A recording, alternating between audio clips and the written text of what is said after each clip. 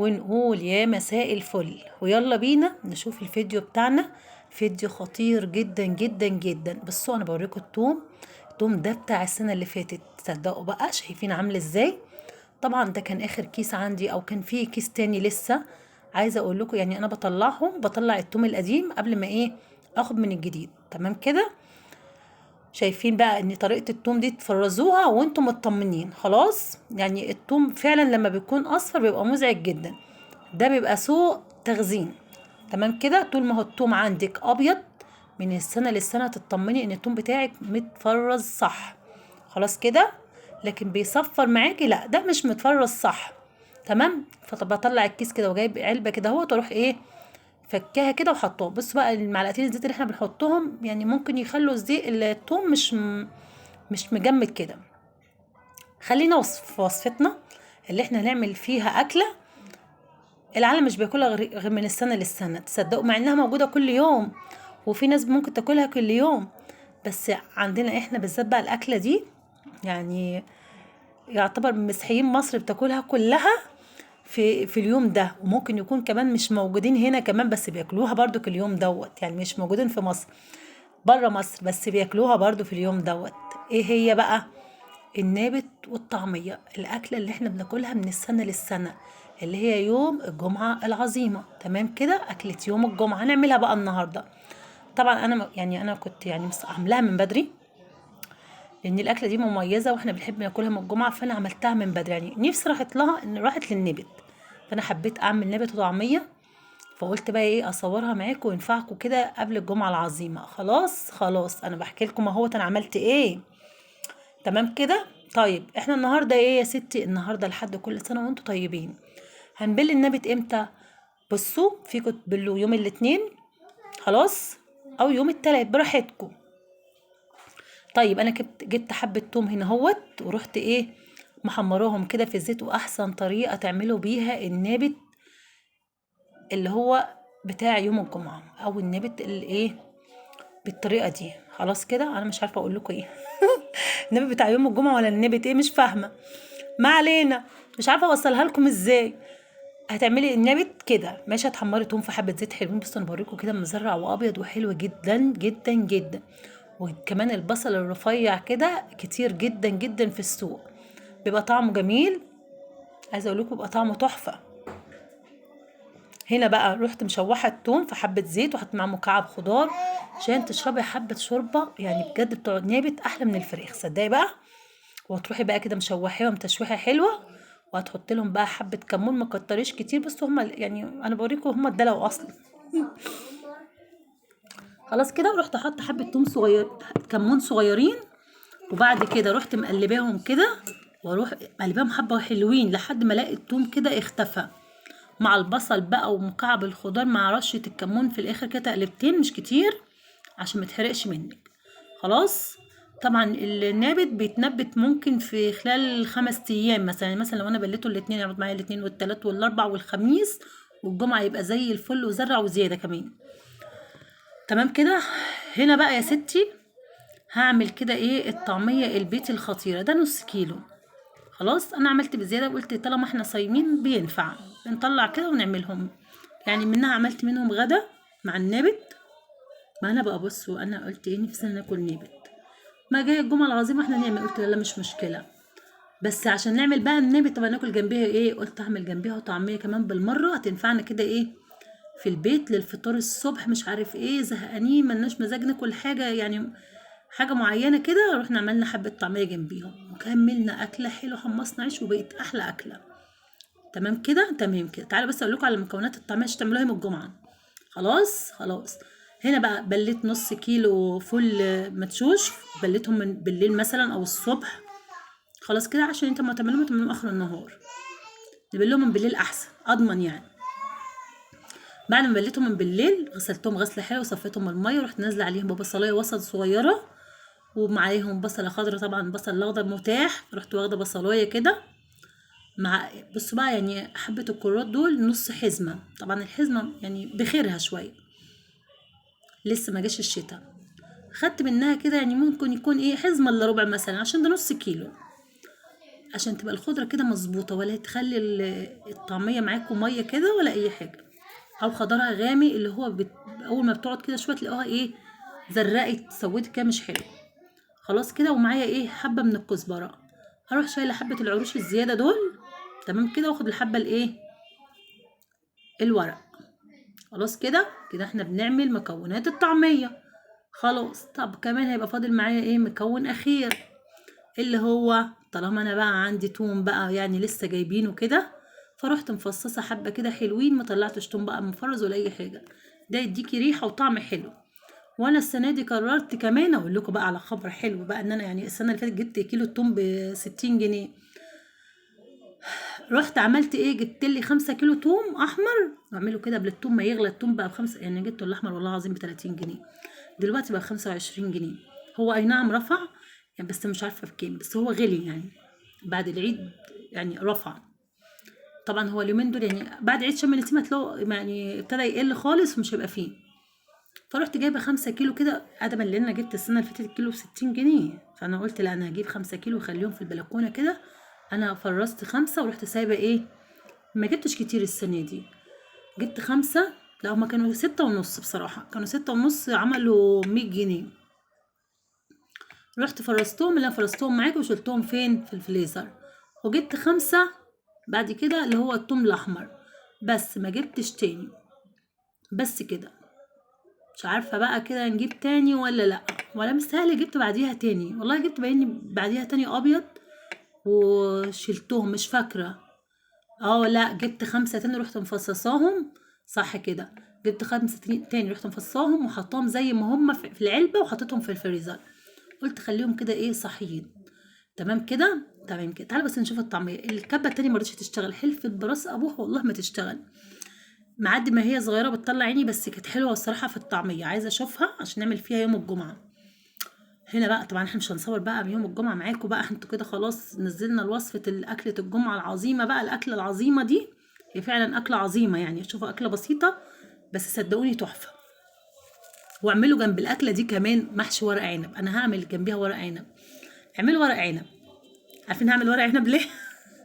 لان في ناس بتتبطر على الاكله دي، يقولك احنا مش بنسمع من الطعميه والنابت، عايزين بعد ما ياكلوها يبقوا زهقانين بقى، مع ان هي بتنفخ البطن، تحسوا ان النابت ده بقى لما تاكلوه. بصوا النابت ليه طريقه في الاكل، تعملوا يعني تحمصوا عيش كده محترم بقى كده بتاع البيتي، ماشي، عيش بيتي كده تحمصوه، وكل واحد ياخد طبق نابت كده، بس حطوا له بقى، زودوا له شطه وكمون وليمون، وانتوا هتنسوا نفسيكم. والطعميه دي يا سلام لما تعملوها طاجن بتقليه، يا خراشي على الطعميه بالتقليه، صدقوني تحفه. انا عن نفسي الطعميه بالنسبه لي يعني اكله خطيره، بس في اولاد كتير مش بتحب اكله النبت والطعميه لوحديها يعني، يعني ممكن مش مياله لها يعني.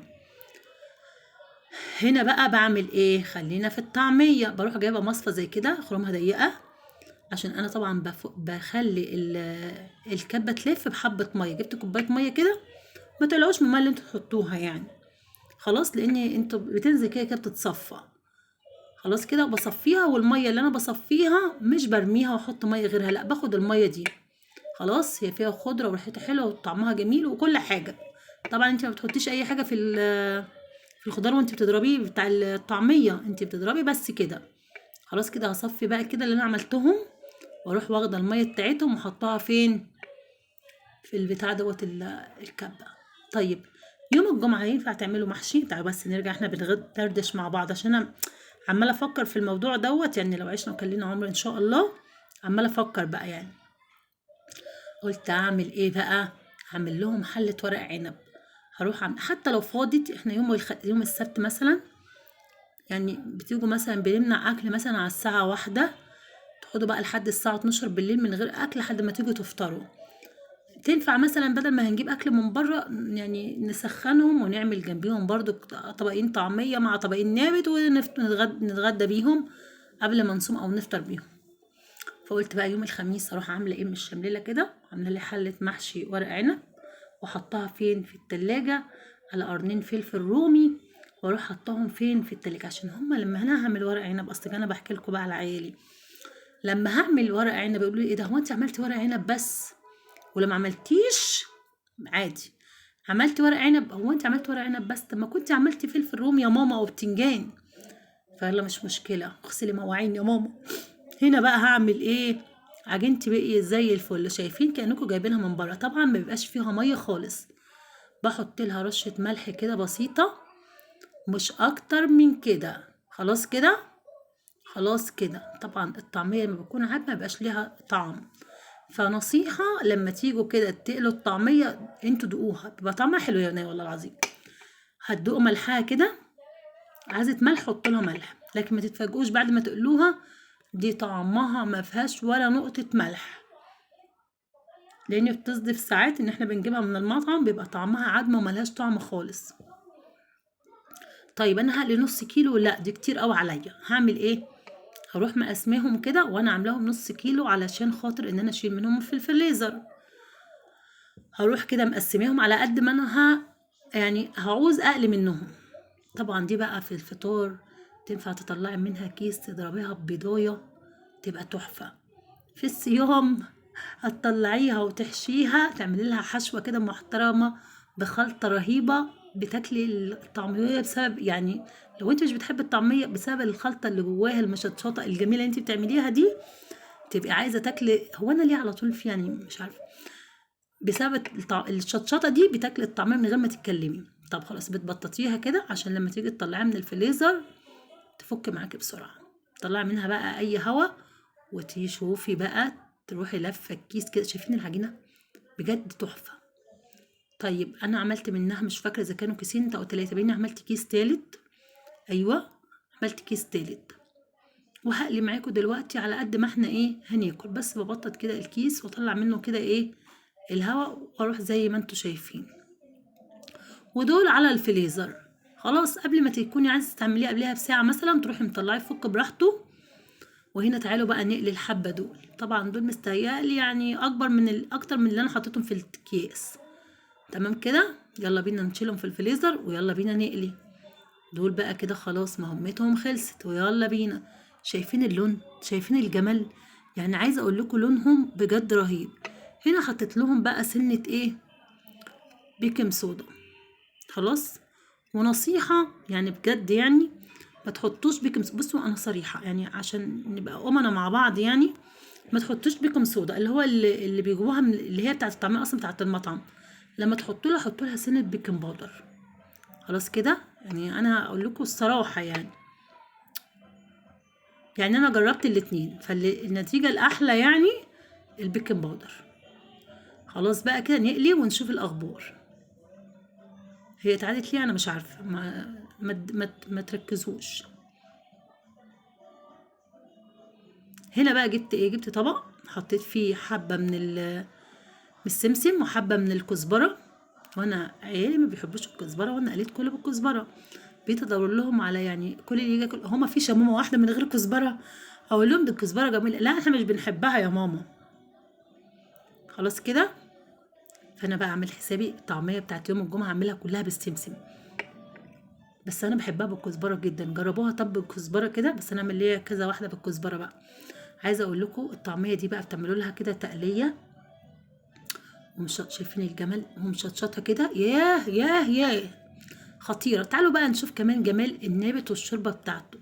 صدقوني صدقوني انا مرميت حباية نابت من دي.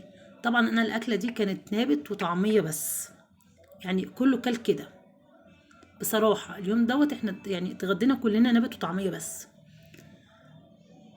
بصوا خطيرة، الشوربة بتاعتها جميلة، والبصل اللي في النابت دوت مفيش بصلايه اترمت، كله عجبه البصل لان انا بعمله كده على طول اصلا. فعايزه اقول لكم يعني بصوا طعمها تحفه. بصوا والنبت مستوي والزبده طبعا انا بلاه في البيت، فطبعا خطير بجد. حبه شوربه بتاعتهم، شفتوا الفرخه شوربه النبت دي احلى من الفرخه. وكمان زودوا بس مكعب الخضار للايه للنبت كده، وشوفوها يبقى عامل ازاي. بصوا انا هنا خبزت عيش كمان، يعني انا قلت انا ايه، بصوا هي رجعتني ورا الاكله دي. يعني زمان كده كانوا يخبزوا عيش بقى يوم الجمعه العظيمه دي زمان، ويعملوا بقى النابت والطعميه والطواجن الطعميه بالتقليه والكلام ده، ويعملوا بقى العيش ده.